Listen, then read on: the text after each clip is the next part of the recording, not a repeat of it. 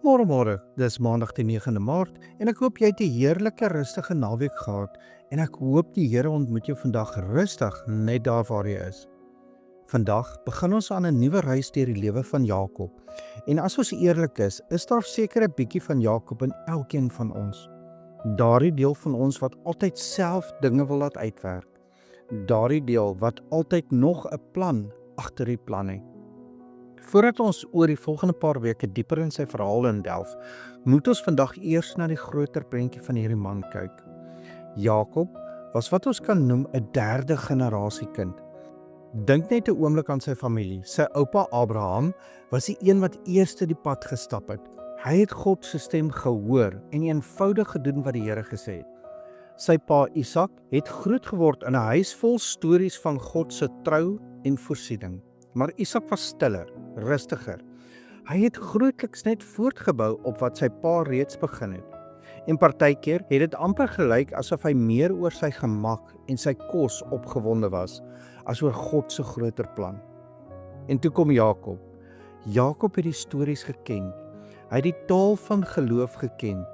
Hy het geweet van God se beloftes. Maar hy het God nie persoonlik geken nie.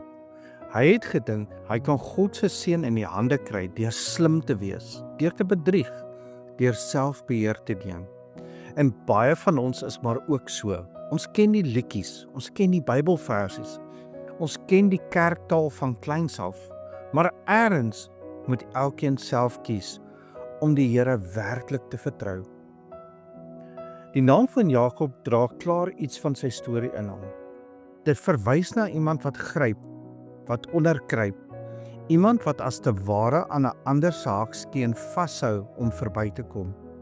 Hy was daardie soort mens, die een wat altyd probeer uitwerk hoe om voor te kom, hoe om die voordeel aan sy kant te kry. Dis hoekom Esau op 'n stadium uitgeroep het, hy het my nou al 2 keer onderkruip. Jakob wou die seën van God hê, maar hy wou dit op sy eie manier kry, op 'n slim manier, op 'n skelm manier. En vriende, dit is 'n uitputtende manier om te leef, om heeltyd te wonder wie jy moet manipuleer, om altyd te probeer baklei vir jou plek, om nooit net te kan rus in God se hand nie. Maar die wonder van Jakob se verhaal is dat God nie van hom af weggeloop het nie. God het met hierdie hakskeen-gryper 'n pad gestap. Hy het hom verander.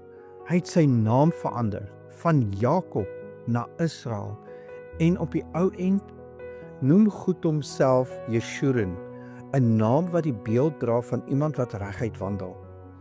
Dis wat God doen. Hy vat 'n mens wat krom leef en hy leer hom om die reguit pad te loop. En dit is ook die pad wat God met my en met jou wil stap.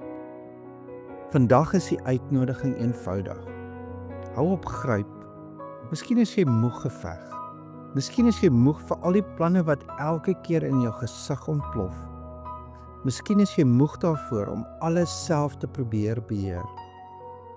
Die groot les uit Jakob se lewe is dit: God het nie kleinkinders nie. Niemand kom by God uit op grond van iemand anders se geloof nie.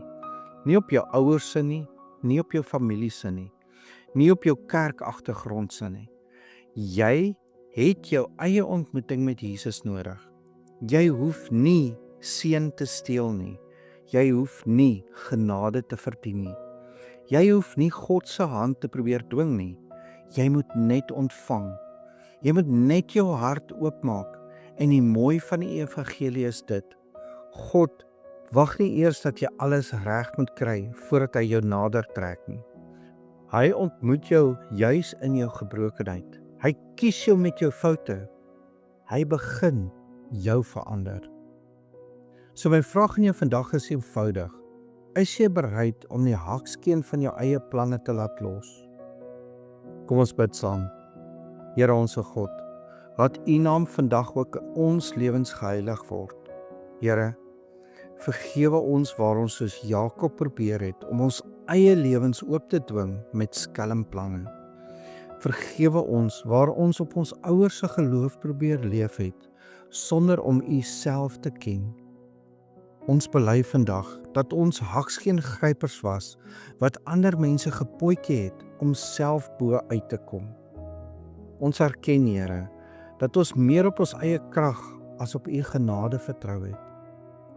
Laat U koninkryk in ons harte kom en raak ons harte aan sodat ons Jesus Christus bo alles sal kies. Here, help ons om op te hou gryp na aardse seëninge en leer ons om net aan U vas te hou.